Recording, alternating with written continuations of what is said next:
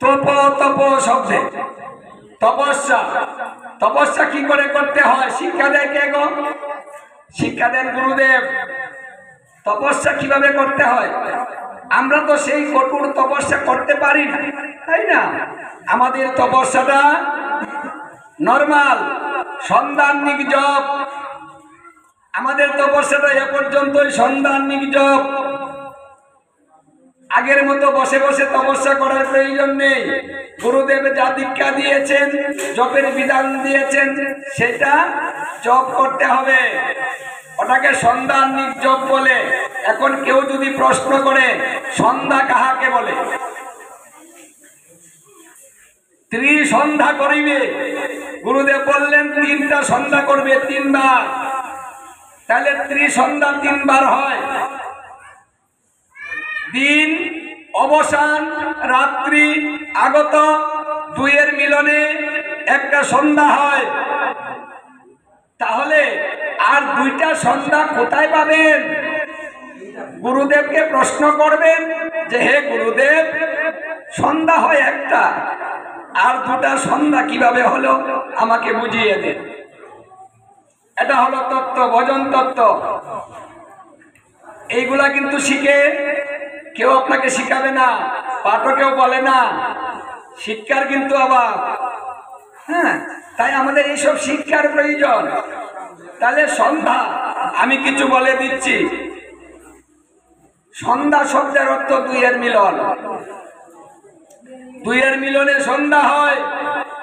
শিষ্য যখন ধ্যানে বসবে, মন্ত্র জপ করার জন্য চক্ষু মুদ্রিত করবে, চক্ষু মুদ্রিত করে তাকে ধ্যান করতে হবে।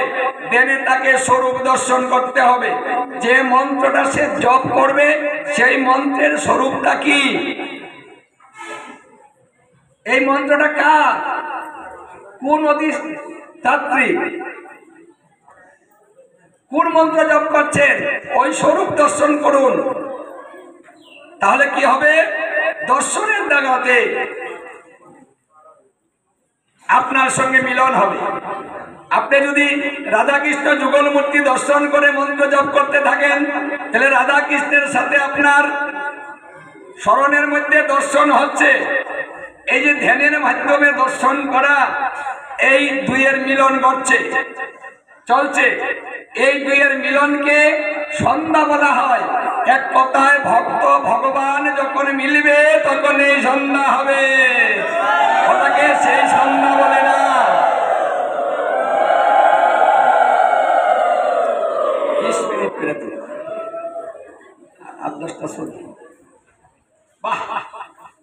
তাহলে সন্ধ্যা পাওয়া গেল, ত্রিসন্ধ্যা। এটা যখনই করবেন তখনই সন্ধ্যা।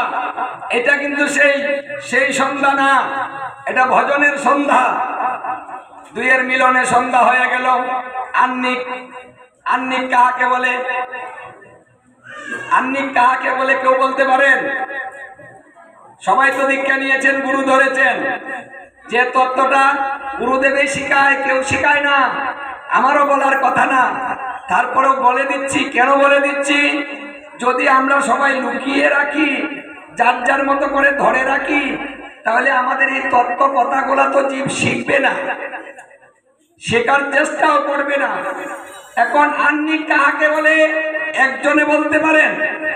আহ্নিক কাহাকে বলে কেউ বলতে পারেন না, পারেন না। অথচ সবাই জানেন। সোজা কথা, 2 করের মাঝখানে ধরিলে তাহাকে আহ্নিক বলা হয়। আহ্নিকটা সহজ। করের মধ্যে যদি ধরা হয় আহ্নিক হয় না নষ্ট হয়? তাই 2 করের মাঝখানে ধরার নিয়ম, তাহলে আহ্নিক হয়।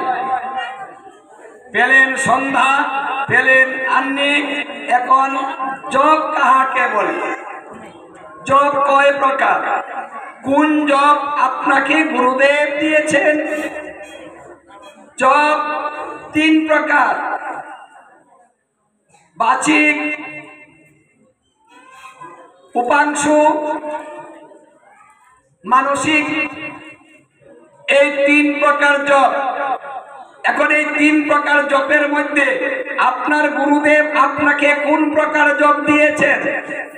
এখন জপ সম্বন্ধে আগে অবগত হতে হবে। কোন জপ শ্রেষ্ঠ? বাচিক জপ হচ্ছে যে জপটা আপনি করছেন অন্যে শুনছে, সেই জপকে নিকৃষ্ট জপ বলা হয়। যেমন মালা হাতে নিয়েছেন, জপ করবেন হরে কৃষ্ণ হরে কৃষ্ণ কৃষ্ণ কৃষ্ণ হরে হরে হরে রাম রাম হরে হরে কৃষ্ণ হরে কৃষ্ণ কৃষ্ণ কৃষ্ণ হরে হরে হরে রাম রাম রাম হরে হরে। কেউ জপ করেন না এভাবে জুড়ে জুড়ে জুড়ে জুড়ে জপটা হলো নিকৃষ্ট জপ। ওটাতে আত্মোন্নতি কম হয়, নিজের উন্নতি ভালো হয় না। সবচেয়ে নিকৃষ্ট জপ হচ্ছে বাচিক। আবার উপাংশু জপ হলো যে জপ অন্যে শুনে না। আমি জপ করছি, শুধু আমি শুনছি, কিন্তু পাশে অন্য কেউ শুনছে না, সেই জপকে উপাংশু জপ বলা হয়। এটা হলো মধ্যম। আর উৎকৃষ্ট জপ হচ্ছে মানস হচ্ছে মনে মনে যে জপ করা হয় সেই জপকে উত্তম জপ বলা হয়। এই মনের জপের দ্বারাতে ভগবান আকৃষ্ট হয়, বেশি লাভ হয়, বেশি আত্মোন্নতি হয় বেশি। এই জন্য গুরুদেব জপ করতে যখন দিবেন তখন বলবেন তোমার টুট জিহ্বা যেন লড়ে না। আমাদের দেহের মধ্যে 9টা ধার আছে, 9টার মধ্যে 7টাকে বন্ধ করে দিতে হবে। 2টা দ্বার খোলা রেখে আহ্নিক জপ সন্ধ্যা করিতে হয়। আপনার এই তত্ত্বটা কিন্তু আগে শিখতে হবে। স্বল্পে বসে অনেকে দোষে, আমরা কথায় কথায় একটা কথা বলি, তে স্বল্পটা কি? জেনে স্বল্প করুন, অজানা বেশি করলেও লাভ হবে না। এই জন্য এই যে মালা জপ করেন না, এই মালা জপের মধ্যেও নিয়ম কিন্তু তাই উৎকৃষ্ট। এবং যিনি মালা তত্ত্ব জানেন, যে গুরুদেব তত্ত্ব জানবেন, তত্ত্ব অবগত হবেন, তার কাছ থেকে দীক্ষা শিক্ষা এবং মালা জপ নিতে হবে। বাজার থেকে মালা কিনে আনবেন আর ইচ্ছে মতো জপ করবেন, তাতে আপনার ভজন হবে না। একজন নির্দিষ্ট গুরু ধরতে হবে, গুরুর মাধ্যমে আপনাকে ভজন করতে হবে। কারণ আপনি যদি হরিনাম করেন দীক্ষা ব্যতীত, গুরু ব্যতীত, তাহলে সেই নামের মধ্যে আপনি শতাংশের 1 পাবেন। কথাটা বুঝেছেন?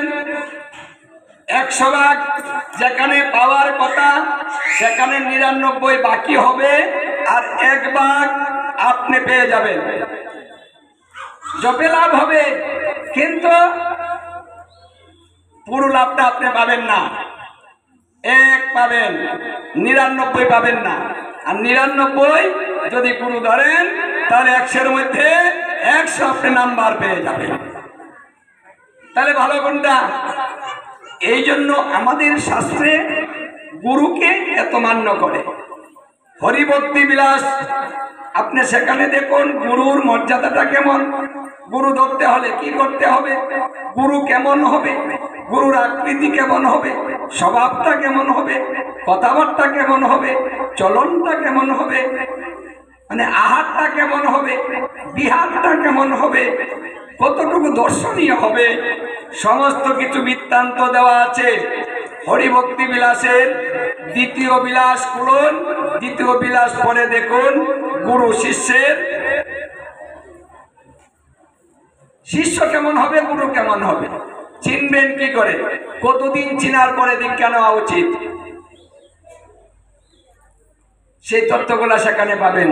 যেহেতু আমাদের মূলধনটাই যদি ভালো না থাকে তাহলে বাকি ধন আমার আসবে কোথায় থেকে?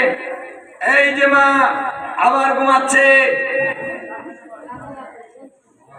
এই জল আমাকে দাও। যারা ঘুমাবে